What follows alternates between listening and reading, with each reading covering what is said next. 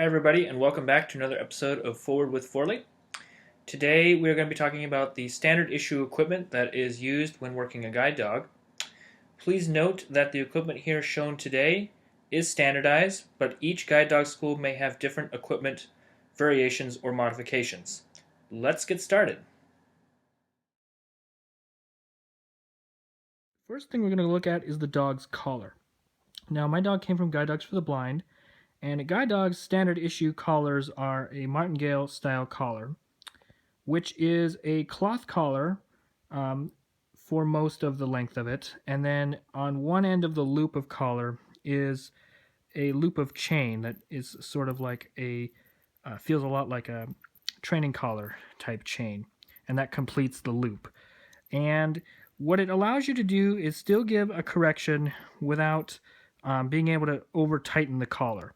These collars come in sort of a predetermined size, and you can adjust that size with this little band adjuster, kind of like a belt adjustment on the side.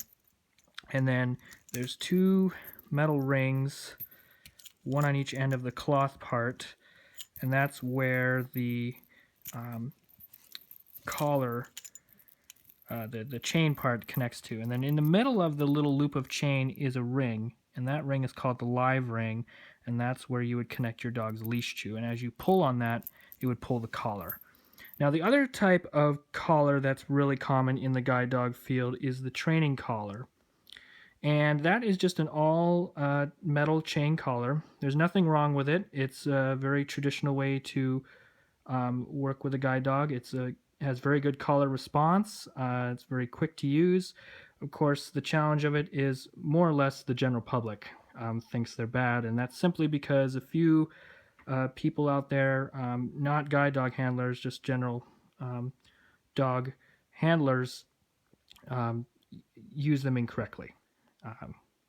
And that's probably the short and sweet of that debate. On my collar, I have 3 tags: a rabies tag, an identification tag, and a microchip tag. It's good to have all 3 of these on here in case you and your dog get separated. You can be reunited. The rabies tag is always good just in case you ever get stopped anywhere. If you're traveling and asked to show proof of rabies, I've never had it happen, knock on wood, but it's always good to have. One thing to note is that this metal tag does not trump a health certificate.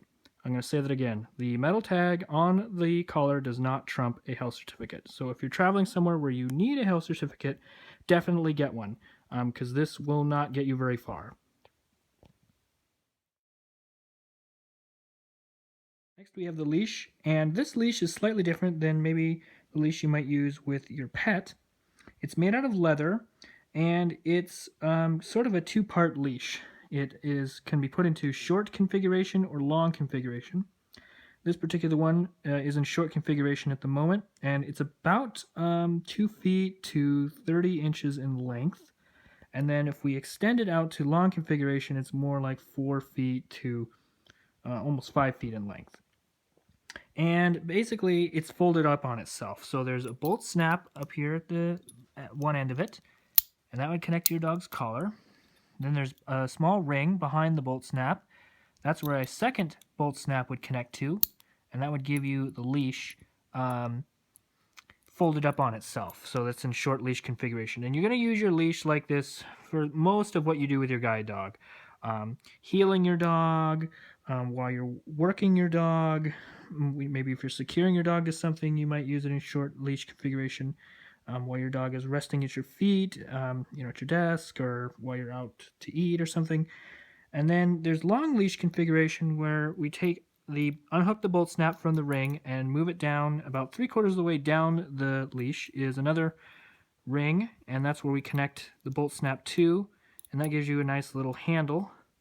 And this allows the leash obviously to be longer, and you would use this when you're allowing your dog to relieve. Most guide dogs are taught to relieve on leash, on command. So outside, you would just stand there and give your dog a little extra room to answer the calls of nature, and it's really good for that. It's also good to use a long leash if you're hiking and you want to give your dog an extra little bit of room to move around. Of course, while you're healing your dog or you're holding the leash, they're not actively guiding.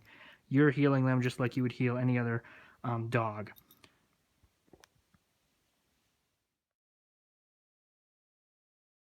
Probably one of the most well-known and recognizable pieces of equipment is the guide dog harness. Now, it's important to note that the guide dog only wears his or her harness when they are actively working. When they're at home, when they're at school with you, or at work, your work rather, the dog does not wear the harness. They take it off, and it's just like you taking off your work clothes. So how does it work? There's two parts to this harness, and most harnesses: the body, which is the part that goes around the dog, and the handle, which is the part that a visually impaired or blind person would hang on to. This happens to be a harness from Guide Dogs for the Blind, so that's the one we're going to check out. So the dog, this harness slips over the dog's head.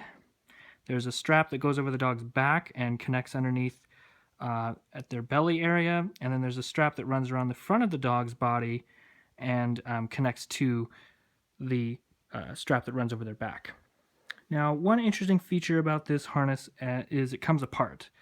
There's just two little buttons on the side, one on each side, and now you have the handle and the body. And a lot of people ask, why would you do this? Well, anytime you're in a confined space, maybe you're in a small car, on a short flight, in a movie theater, or bleachers, anywhere where this handle could just kind of get in the way or bang into someone's legs, your legs get caught on something, you can pull it off and put it in your lap, and it's out of your way.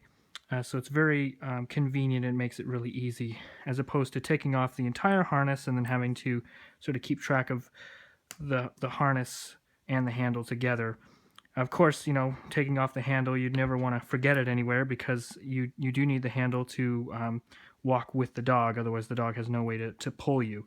And that's how these harnesses work, is the dog pulls into the body portion of it. In this case, it's the leather portion of the harness, the part they're wearing, to facilitate a pulling motion. And so as someone who can't see can feel the direction of the dog, speeding up, slowing down, going upstairs, downstairs, turning, anything that you and the dog are going to do.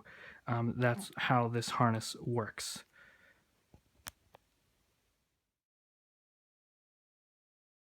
In front of me is a behavior management tool called a head collar. This is a Halti brand. The other common brand is Gentle Leader. They're very similar, and they do basically the same thing. So how this works is there's two interlocking loops made out of soft material, and the smaller loop on the left goes over the dog's nose. The larger loop on the right would go over the dog's neck, and then at the end of the larger loop is a small sort of tail of material with a metal ring. And this is where the leash connects to. It connects to the metal ring, and then when you pull on the leash, it puts pressure on both loops and ultimately on the dog's nose. So what you're trying to accomplish here is to give the dog a little bit of a negative correction without making a big deal out of it, without giving a standard leash correction, as well as controlling the dog's head movement. This is really a good tool for areas of high stimulation, movie theaters, of course, because of the popcorn, all-you-can-eat buffets, farmers markets, any area where it's really crowded. Some dogs really do well with these. Just doing well with it, just kind of a gentle reminder to stay focused and stay on track, and that's where the head collar comes in. You're using pressure to associate negative behavior with a undesirable situation. So if the dog says stop and is sniffing the floor at a movie theater, you would put a little bit of pressure on the head collar till the dog's head pops back up. As soon as it does, release the head collar and reward, good dog, continue on your way. Now, these head collars are cropping up in more and more standard issue equipment lists at guide dog schools all over. So chances are, if you aren't issued one, you'll probably be introduced to one. And you can buy these at any major pet retailers if you're interested in purchasing one for yourself. If you're looking for a little extra attention for you and your dog, try putting on these. A set of dog shoes. That's right, dog shoes. They actually make these for dogs. These are rough wear booties, they call them, and they're very useful for snow and ice, salty conditions, as well as really hot temperatures. And they're made up of a rubber underside and then sort of a neoprene surface on top. And they're really simple to use. You just open them up, pull back the strap, a Velcro strap, slide your dog's foot in, and then just pull the strap to tighten. And the important thing is to get these things really tight on your dogs. It seems a little counterintuitive because you think, oh, I don't want to cut off the circulation, but you definitely want to get these things tight. Generally, if the temperature is over 90 degrees or your hand gets burned putting it on the surface that you're expecting your dog to walk on, it's probably a good idea to put these on your dog's feet. And again, anytime there's salt on the ground, salt is really, really hard on a dog's feet. I mean, it causes cars to rust away, so it's can be really, really harmful to their feet. So you definitely want to put your dog in booties. Snow and ice, sort of hit or miss. Some people choose to, some people don't. Dogs can handle it, but again, it's really up to you and your specific circumstances. I definitely recommend it. And the dogs are generally used to it. If this isn't standard issue equipment, you can buy these at most local pet retailers. They're not the cheapest item to buy, but they're definitely worth having a set around. But I'm finding that they're cropping up in more and more standard issue equipment lists at more and more guide dog training organizations. This cable in front of me is called a tie down or dog tether, and all it is a rubber coated piece of cable with a bolt snap, this little spring-loaded clip, one on each end of it, and this is just one of them I'm using for demonstration purposes. I actually have it hooked to a second one to make it a little longer because it is only about 18 inches in length. And these are really good for securing your dog while you're needing to leave them for a period of time. Obviously, you don't want to leave them like this, unattended, for hours and hours on end, but for just a little bit of time or at night while you both are sleeping, it's really good so the dog doesn't go wandering off at night or get into anything you don't want he or she to get into. And they're really simple design. They're just a snap on each end. You can hook these around beds or tables or heavy chairs, anything that's really, really heavy. The other end, of course, hooks to the dog's collar, generally the ring that doesn't allow the collar to tighten. That's really important because you don't want the dog's collar to tighten up while they're unattended or on this. You want to be as safe as possible. The other really important thing to note about these is you want to secure your dog with this to an object that's very, very heavy and not something that can be easily toppled over, because you don't want your dog to get hurt, pull on this and then something fall on the dog's head and injure them or potentially kill them. So you definitely want to take a little bit of caution in that. Like I said, beds are really good, heavy tables. A good rule of thumb is if you can't lift it, chances are your dog may not be able to lift it, but always, take a little bit of caution when you use these because you don't want your dog to pull your dining room table across the room or something. Okay, well, I think that's about it. This is sort of a general overview of the standard issue equipment that you might get at any one of the guide dog training organizations out there.